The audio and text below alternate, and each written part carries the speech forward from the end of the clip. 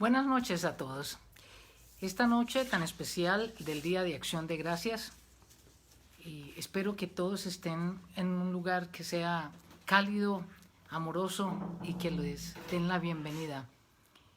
Hoy vamos a hablar acerca de cuál es el proceso cuando se pide a un familiar o a un amigo para que entre a los Estados Unidos, ya sea como residente o como estudiante también, porque se requieren por lo general para todas estas aplicaciones donde la persona va a residir en los Estados Unidos por un tiempo indefinido, se les pide a la persona una affidavit de support.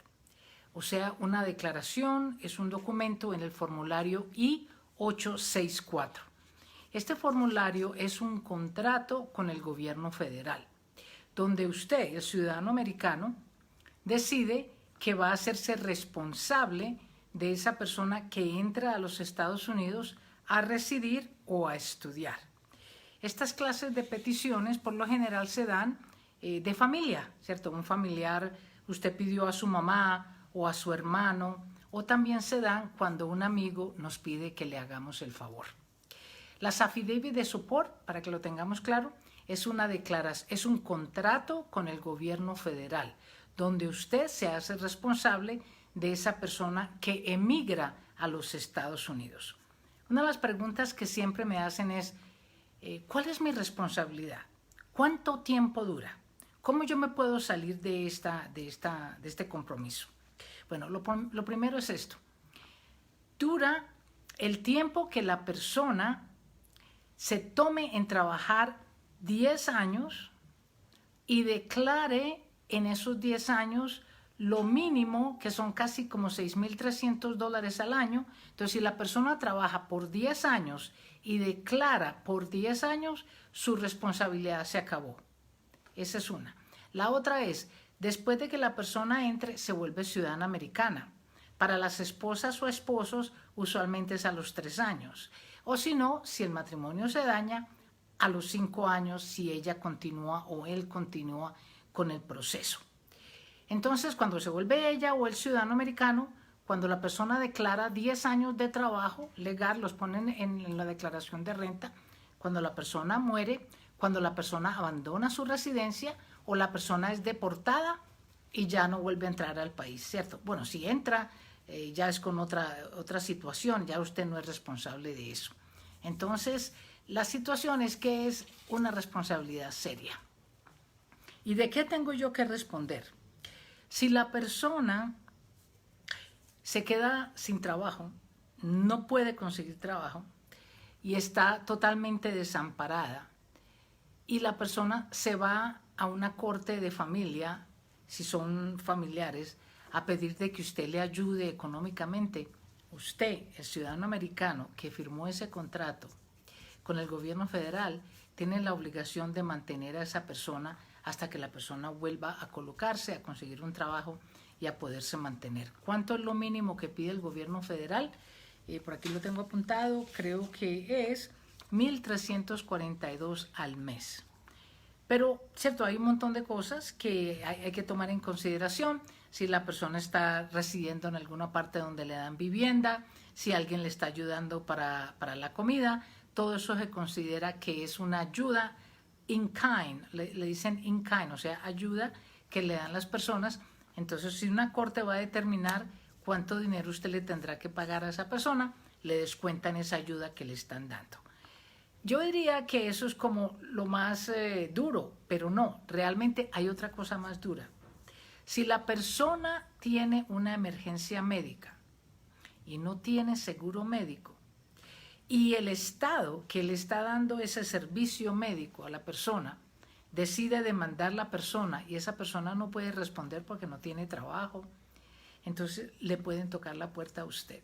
Se ha dado mucho en ciertos estados del sur, en la Florida, en Texas, en estos estados del centro, que no tienen muchos recursos. El Estado no tiene tantos recursos realmente como para proveerle a la persona una atención médica gratis. Existen, digamos, unos planes de salud de emergencia que la persona puede utilizar. Pero hay que tener cuidado, porque si la persona está trotando, una persona joven, su primo, su amigo que entró y está trotando y se torció un pie y está en uno de esos estados y lo tienen que llevar a un hospital para que lo atiendan, ese costo del hospital lo tiene que pagar el inmigrante. Si el inmigrante no lo paga, entonces le pueden tocar la puerta a usted. ¿Por qué digo pueden? Porque no todos los estados tienen como ese mecanismo, ¿cierto? Porque es un mecanismo difícil de perseguir a una persona, de mandarla y a ver si tiene plata o no. Pero ha pasado, a mí me ha sucedido de varias personas que el Estado las ha demandado y tienen que responder por cierto dinero, ¿cierto? Entonces hay que tener cuidado. ¿Qué yo digo? Porque es que le van a pedir a uno favor, los familiares le piden ese favor. Los amigos le piden ese favor, ay, por favor, voy a traer a mi hermano, pero no me hago suficiente dinero. Yo diría que como inmigrante, ¿cierto? Porque es que necesitamos los favores para que se cubra a usted y cubra a la persona que está firmando por usted, saque un plan de salud el más barato que encuentre, que al menos lo puedan atender en emergencias. Eso siempre le digo yo a las personas, por favor, saquen un plan de salud cuando estén en los Estados Unidos, ¿cierto? A usted le van a dar su residencia, le van a dar el número de Social Security. Lo mínimo que usted puede hacer es buscar un plan de salud que se acomode al dinero que usted pueda pagar para que así no vaya a haber ningún malentendido o ninguna demanda para esa persona o ese familiar que le hizo ese favor. Esto es importante. Muchas personas me vienen a preguntar y me dicen, no, que es que la persona puede aplicar para estampillas de comida, la persona puede aplicar para Medicaid y entonces me van a demandar.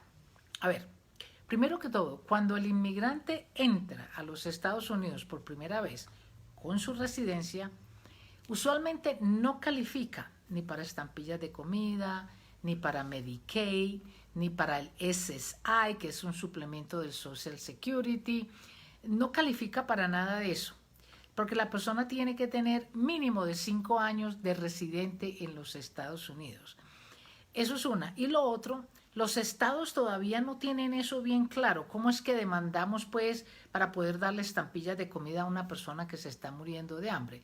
Entonces, todavía no es claro de que tengan un mecanismo para negar porque es inmigrante o para perseguir a la persona que firmó la affidavit de support. Pero lo que sí tenemos claro es que la persona no califica. Entonces, eso de Medicaid, de estampillas de comida, la persona que usted trae o que ayuda a traer no va a calificar para eso. En la época del presidente Trump, si ustedes lo recuerdan, una de las cosas que él trató de hacer es exigir a aquellos inmigrantes que venían al país ciertas calificaciones, ciertos requisitos. Y se dio de tal forma, en esos 4 años que él estuvo, se dio. Inclusive salió un formulario donde le pedían al inmigrante que entraba a hablar inglés. ¿Qué dineros tenía? ¿Tenía alguna demanda? Él se había declarado en bancarrota. ¿Qué dinero, qué propiedades tenía? Era un formulario larguísimo, como yo creo que eran 18 hojas, donde básicamente se escrutinizaba totalmente a ese inmigrante entrando, ¿cierto? Entonces, eso lo tumbaron, afortunadamente vino este nuevo presidente y ese formulario no tiene pues enforzamiento. Pero la affidavit de support, que es el formulario I-864, ese contrato con el gobierno federal sí tiene enforzamiento. Cuando yo me puse a prepararme para esta presentación, encontré que hay abogados que exclusivamente se dedican, sus prácticas son exclusivamente para demandar al ciudadano americano porque ha dejado al inmigrante a la deriva. Decía este abogado presentador que estos casos se dan más que todo en estos matrimonios fallidos, donde usted trae a su novia para casarse, a su prometida, o donde usted trae a su esposa o trae a su esposo y el matrimonio se daña, ¿cierto? Se acaba, no funcionó, entonces la persona procede a conseguir la residencia, se puede, ¿cierto? Así el matrimonio se haya dañado, usted puede proceder a continuar con su residencia. Eso es un proceso bastante largo un poquito más complicado, pero después de que el matrimonio haya sido de buena fe y hayan habido todas las evidencias y pruebas, la persona puede proseguir con su residencia permanente. Y usted queda ahí responsable de cualquier cosa financiera que le pueda suceder a esa persona. Entonces estos abogados se dedican a eso y no le cobran al inmigrante. O sea que el proceso se empieza contra el ciudadano americano y le cobran eso al ciudadano americano una vez que el caso vaya a la corte. Yo no pensé que esto sucediera, pero sucede. Entonces por eso les digo, ¿yo qué haría? Si alguien me dijera, pues yo personalmente no lo haría. Lo hice por familiares y les digo que es un poco comprometedor. Porque entonces empiezan como como los roces, ¿no? Porque usted le está diciendo al familiar, consígase un plan de salud, consígase un trabajo, ¿cierto? Entonces está uno como sobre el familiar y usted sabe que entre familia esos roces son muy malucos. Entonces, ¿qué yo haría si absolutamente le voy a hacer un favor a un familiar o a un amigo? Yo le pido pues esa póliza de seguro y como yo no sé si la persona lo irá a pagar, yo le pediría al menos un año de pago de esa póliza, que yo sea la que pague y que a mí que me den la plata adelantada para yo pagar esa póliza de salud. Y estar pendiente de en qué estado va a vivir la persona, quién es la persona. Es una persona seria, madura, que es trabajadora, ¿cierto? O sea que la responsabilidad es solamente financiera. Si la persona comete un delito o tiene problemas criminales o civiles o comete un fraude, usted no tiene ninguna obligación en ese sentido, ninguna obligación. ¿Qué papeles y qué documentos se necesitan? A ver, usted que es el sponsor, ¿cierto? Usted es la persona que va a firmar, usted necesita probar de que usted se gana cierta cantidad de dinero. Ellos tienen unas tablas. Si usted entra a la página de inmigración, yo siempre la digo, www.ucis.gov.